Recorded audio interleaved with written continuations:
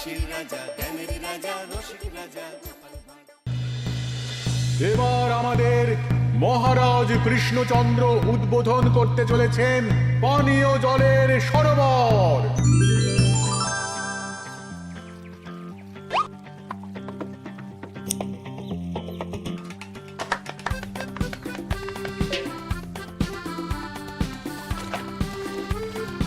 এই নাও রানী, আজ এই জলে রাজবাড়ির রান্না হবে। মহারাজ, আমরা সবাই চাই আপনি এই পানীয় জলের সরোবরের ব্যাপারে কিছু বলুন।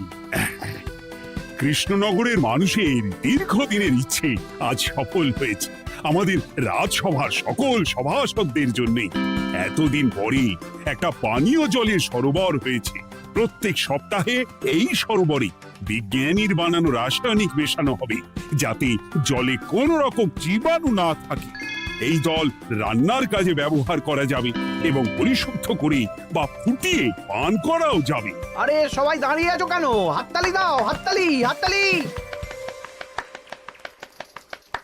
এই হাততালি তোমাদের সকলের প্রাপ্য, কারণ তোমাদের প্রত্যেকের 2 মাসের বেতন তোমরা দান করেছো বলেই অর্থাভাব থাকা সত্ত্বেও এই সরোবর এত তাড়াতাড়ি বানানো সম্ভব হয়েছে। এছাড়াও নিজেরা মাটি কাটা থেকে শুরু করে সকল কাজে সহযোগিতা করেছো, এটাও অনেক বড় ব্যাপার। আবার হাততালি। মহারাজ, এই আনন্দে কি খাওয়া দাওয়া হচ্ছে? খাওয়া বিশ্রাম সব হবে। আমি আর রানী একটু সমুদ্রে ঘুরতে যাব, তাই আগামীকাল থেকে 1 সপ্তাহ রাজসভা ছুটি। তোমরা নিজেদের মতন আনন্দ করো, বিশ্রাম নাও। টানা 1 সপ্তাহ ছুটি? হ্যাঁ, টানা 1 সপ্তাহ। কি আনন্দ! এবার হাত পা ছড়িয়ে শুধু আয়েশ করব। আমিও এই কদিন অনেক ধকল গেল। এটা চাই ওটা চাই, তারপর সব মালপত্র বওয়া, মাটি স্থানান্তরিত করা, সব কাজ করেছি। এবার বিশ্রামটা চাই, কি বলো গোপাল? হ্যাঁ, ঠিক বলেছো সেনাপতি। তবে আমি আমার ব্যায়ামটা কিন্তু চালিয়ে যাব। সে চালাও, শরীরটা ধরে রাখতে হবে তো।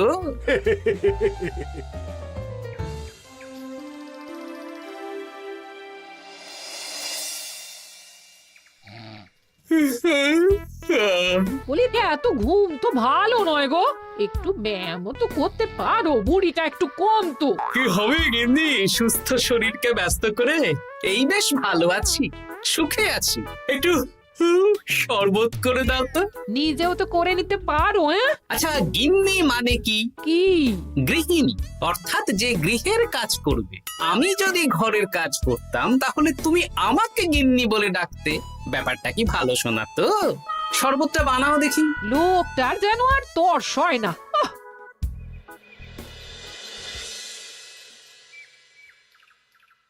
এই 137, হ্যাঁ 138, হ্যাঁ 139, হ্যাঁ 140। গিন্নি, কোথায় গেলে? কি হলো? তোমাকে সেই কখন বলেছি ডিম সেদ্ধ করে দিতে, করেছো? আরে বাবা, সকালে জামা কাপড়গুলো কেচেছিলাম, এখন ভাঁজ করে গুছিয়ে রাখছি। ওসব সেদ্ধ পরে হবে। পরে হলে চলবে না, ওটাই আমার নিয়ম। উঠবোস করে 4টে ডিম সেদ্ধ আর মুগুর ভেজে 4টে কাঁঠালি কলা। নিজে সেদ্ধ করে নাও, আমি পারলাম না। তুমি যে কাজটা করছো সেটা রেখে আমার ডিমটা আগে সেদ্ধ করো। আমি 250টা উঠবোস শেষ করেই খাবো। 141, হ্যাঁ 142।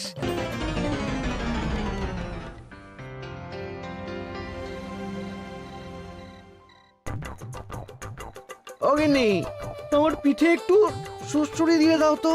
আমি এখন সন্ধে দেব, সুড়সুড়ি টুসুড়ি দিতে পারবো না বাপু। তুমি তুলতুলে হাতে সুড়সুড়ি দিলে ঘুমটা তাড়াতাড়ি চলে আসবে। এই ভর সন্ধেবেলা ঘুমোবে কেন? যাও একটু পায়চারি করে এসো। না, এখনো তো পায়চারি না, এখন শুধু বিশ্রাম। দাও দাও দাও দাও, সুড়সুড়ি দাও, সুড়সুড়ি দাও। এই লোকটা জ্বালিয়ে মারলো। গিন্নি, একটু ওই কাঁচা লঙ্কা, কচি শসা, কুচো পেঁয়াজ আর ওই সর্ষের তেল দিয়ে মুড়িটা মাখো, বুঝলে? তুমি তো নিজেও মেখে নিতে পারো বাপু, সব কিছুতে আমাকে কেন আদেশ করো? আদেশ না লক্ষ্মী বউ, আমার অনুরোধ। তোমার মতন মুড়ি কি আমি মাখতে পারি? না না না মেখে ফেলো দেখি, মেখে ফেলো, মেখে ফেলো। একটা কাজ নিজের হাতে করবে না। ওহ, কি জ্বালাতন রে বাবা।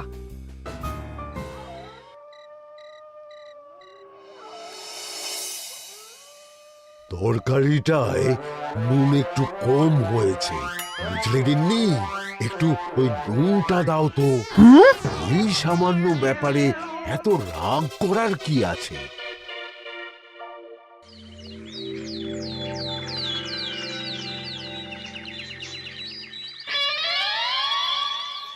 এই একটু জল ভরে নিয়ে যাব, একটু শান্তিতে রান্না করব তার জো নেই।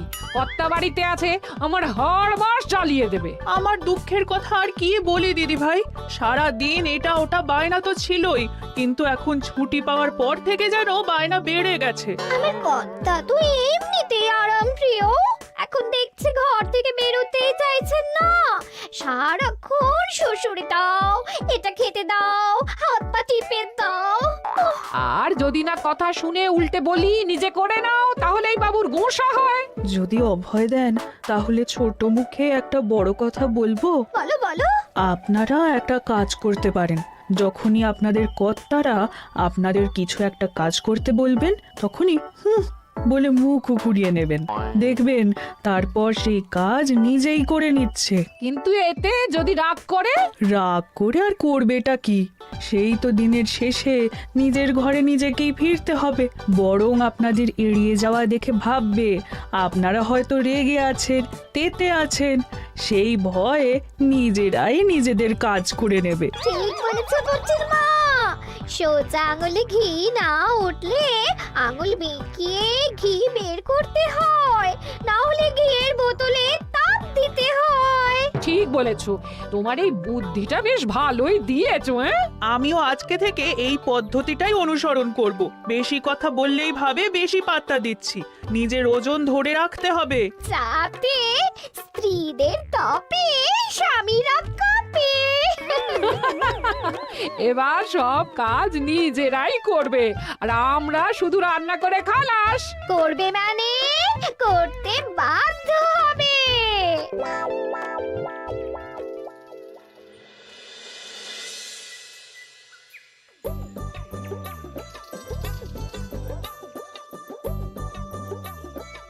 কই গো গিন্নি, বাজারের থলেটা ধরো। উফ, বাবারে বাবা কি গরম, চাঁদিটা ফেটে গেল গো। কই গো নিয়ে যাও। যা বাবা, কিন্তু কথাই শোনে না। আরে বাবা, আমি কখন থেকে হাঁকছি বাজারের থলেটা নিয়ে যাও, কোনো কথা কানেই তোলো না। এই নাও দেখো, তোমার পছন্দ মতন কই মাছ এনেছি, আজকে তেল কই রেঁধো কেমন। ওর কি, আমি স্নানে গেলাম, ভালো করে কষিয়ে রান্না করো, হ্যাঁ দুপুরে পেট ভরে খাবো। হ্যাঁ এই তোমায় কি হুহু রোগে পেয়েছি নাকি? হ্যাঁ যাই বলি তাতেই একটাই উত্তর, হুহু। কি মন্ত্রী মশাই, অনেক দিন হয়ে গেল আমাদের হাতে কোনো কাজ নেই। এখন কি আর গোপালের পেছনে লাগবেন না নাকি? দূর, অনেক তো পিছনে লাগলাম, কিন্তু ফলের ফল তো কিচ্ছু হলো না, উল্টে আমার বদনাম হলো আর তোরাও ফেসে গেলি। তাই আর না।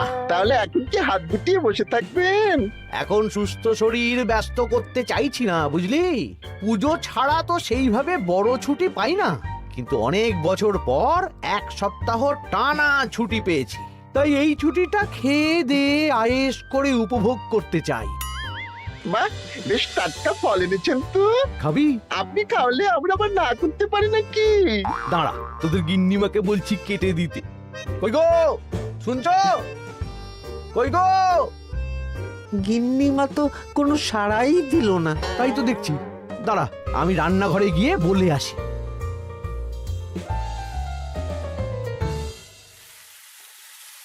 কই গো, শুনছো?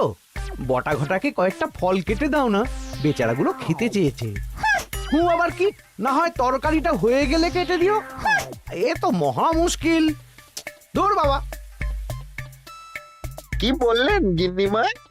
মানে মানে বলে মুখ ঘুরিয়ে নিল। হয়তো উনি ব্যস্ত আছেন, সেটা কোনো ব্যাপার না।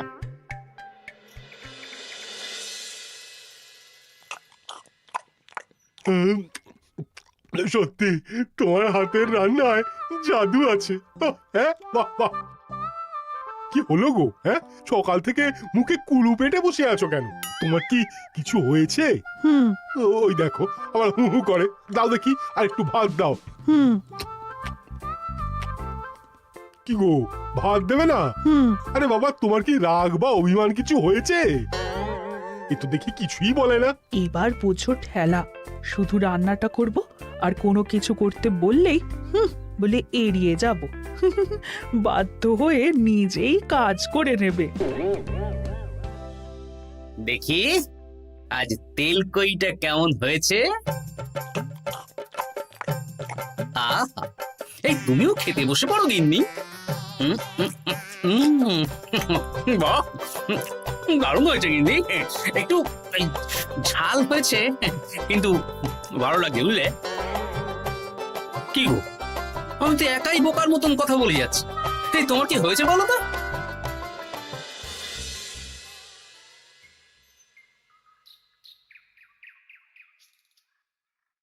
গিন্নি, মুদিখানা থেকে মাসকাবারি সব নিয়ে এসেছি। এবার জায়গার জিনিস জায়গায় ভরে ফেলো তো। কি হলো গো, ভরবে না? কি গো, রাগ করেছো আমার ওপর? নিচে নিচে ভরো ভরো নিচে।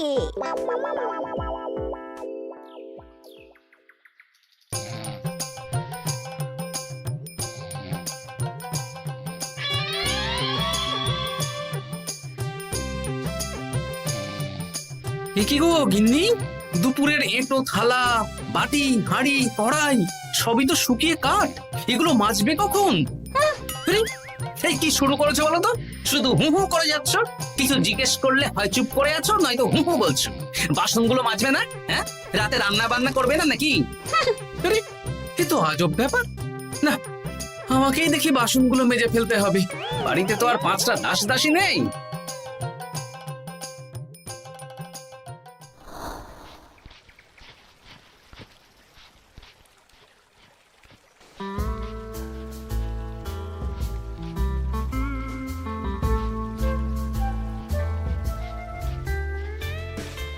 এ কি দাদু, তুমি বাসন মাজছো?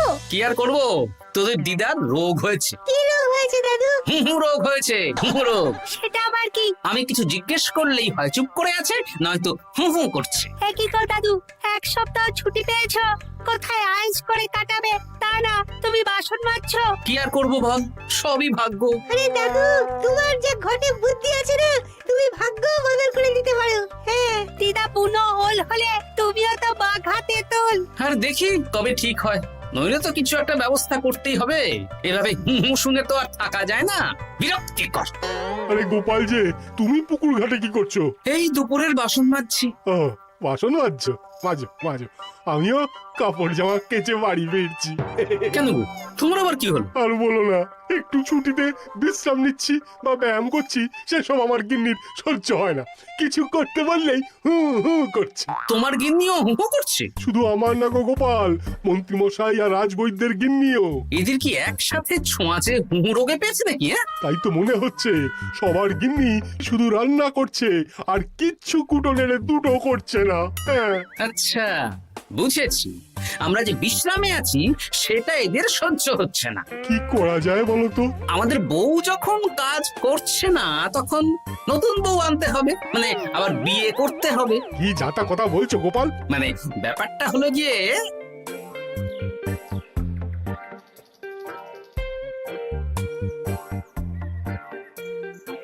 হ্যাঁ, দারুণ বুদ্ধি। তুমি এক কাজ করো, মন্ত্রী মশাই আর রাজবৈদ্যকে এই বুদ্ধির ব্যাপারটা জানিয়ে দাও, আর কাল বিকেল বেলা থেকে আমাদেরও হু হু রোগ শুরু হবে। কেমন? বেশ বেশ।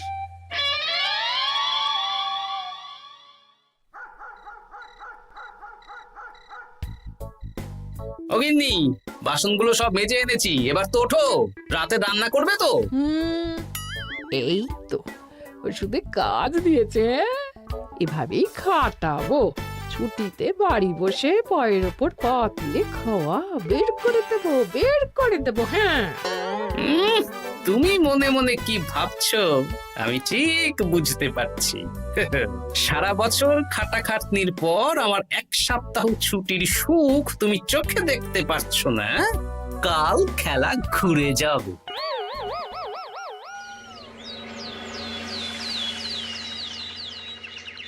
আজ থেকে আমার আর কোনো উপকার তোমাকে করতে হবে না গিন্নি।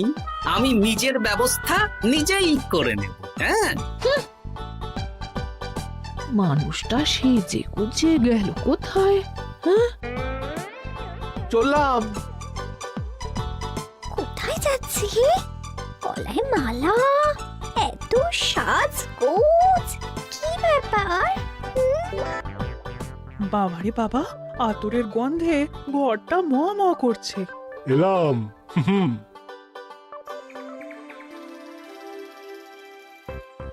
আরে আর বলো না, আমার মানুষটা যে আজকে সকাল সকাল সেজে গুজে কোথায় গেল কিছুই বুঝতে পারলাম না। আমার কথাও তো গলায় মালা পড়ে গেল। আমার কর্তা তো রজনীগন্ধা ফুলের আতর মাখছিল। কোথাও কি কোনো নিমন্ত্রণ আছে নাকি? কিছুই তো বুঝতে পারছি না। আমাদের এই হু হু ওষুধে বেশ কাজ দিয়েছে, কি বলেন? হ্যাঁ, হ্যাঁ, এখন আর বেশি বায়না করছে না।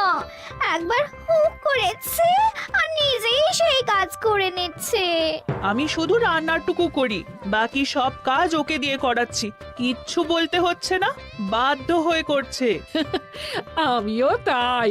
আজকে তো ভেবেছি খাবার ঢেকে রাখবো, নিজে বেড়ে নিয়ে খাবে। বায়না একেবারে গুছিয়ে দেবো। হ্যাঁ,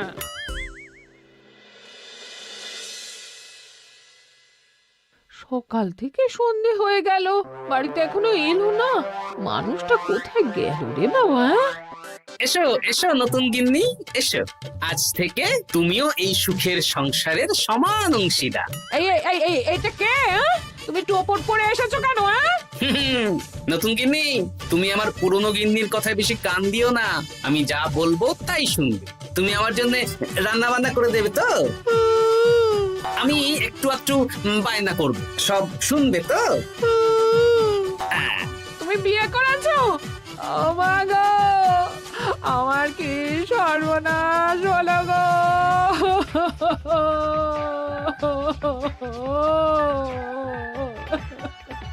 চলো নতুন বউ, মোড়ের মাথায় গরুর গাড়ি দাঁড়িয়ে আছে, চলো চলো চলো। ওগো, তুমি এরকম করো না, আমি আর বাঁচবো না। কেন এত কষ্ট দিচ্ছ? সামান্য হু করার জন্য আরেকটা বিয়ে করলে? আমাকে পিঠে সুড়সুড়ি দিয়ে দেবে তো গো নতুন বউ? এটা কে? এ কি হলো? আমার বন্ধু বান্ধবরা এলে তাদের একটু ফল জলখাবারের ব্যবস্থা সব তুমি করবে তো? ও মা গো, এ কি সর্বনাশ হলো আমার! এই আমার সাথে এটা করতে পারলে? আমি কি অপরাধ করেছি? দেখো, ঘরের কাজ আর আমার একটু একটু বায়না, এগুলোই তোমাকে সামলাতে হবে, বুঝলে? তাহলেই তোমাকে রানী করে রাখবো, কেমন?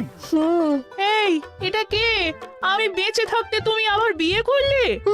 ওর কথা শুনো না, তুমি আমার দুয়ো রানী। এ তো দেখছি বড্ড কান্নাকাটি করছে। চলো দুয়ো রানী, আমরা কদিন একটু ঘুরে আসি। চলো, এখনই যাব। না না না, আরে ওর কথা শুনো না, আমরা ঘুরবো। মোড়ের মাথায় গরুর গাড়ি দাঁড়িয়ে আছে, চলো চলো।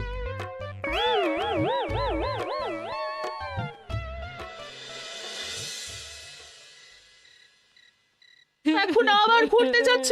কি আর করব বলো, আমরা সামান্য এক সপ্তাহ ছুটি পেলাম, ভাবলাম একটু আয়েশ করে থাকবো, কিন্তু তোমাদের সেই সুখ সইল না, তাই।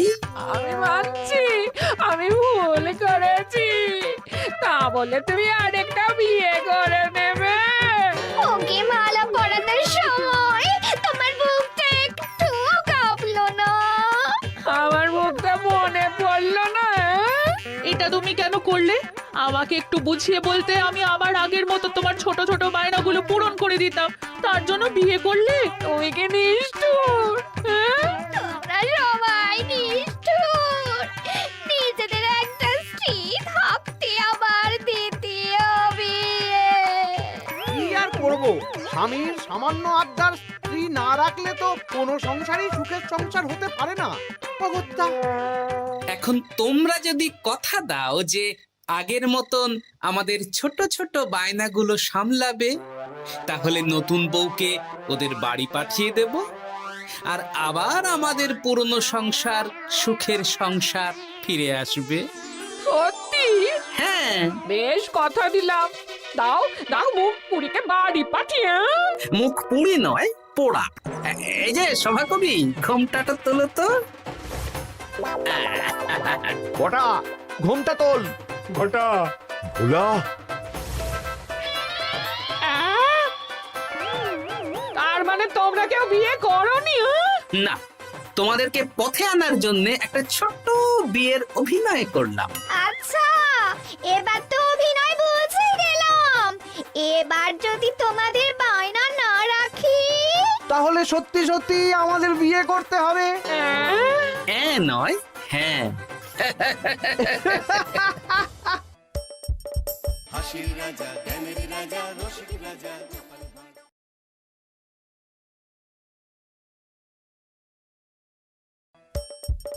হাসির রাজা জ্ঞানের রাজা রসিক রাজা গোপাল ভাঁড়।